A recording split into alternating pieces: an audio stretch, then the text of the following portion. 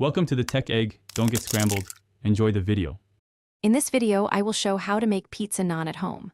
First, activate 1 teaspoon of yeast with 1 teaspoon of sugar in 1/2 cup of warm water.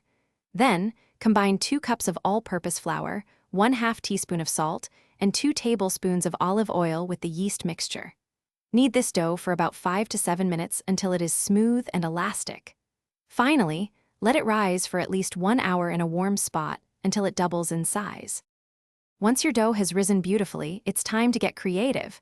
Gently punch down the dough and divide it into 4 equal portions.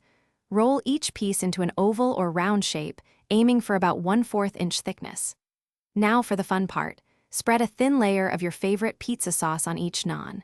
Then, pile on your chosen toppings, like shredded mozzarella, sliced bell peppers, or cooked chicken. Cooking pizza naan is quick and easy. Heat a cast iron skillet or griddle over medium-high heat until it's nice and hot. Place 1 naan at a time onto the hot surface and cook for about 2 to 3 minutes per side. You'll know it's ready when the naan is golden brown, the cheese is melted and bubbly, and the crust has a slight crispness. For an oven method, bake at 400 degrees Fahrenheit for 8 to 10 minutes. Your homemade pizza naan is now ready to be enjoyed. Carefully remove each cooked naan from the skillet or oven. Let it cool for just a minute or two. This helps the cheese set slightly and prevents burns. For an extra touch of freshness, you can garnish with some fresh basil or cilantro.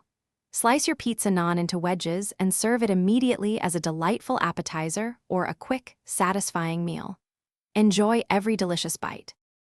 Thanks for watching. Consider subscribing if I helped unscramble your problems.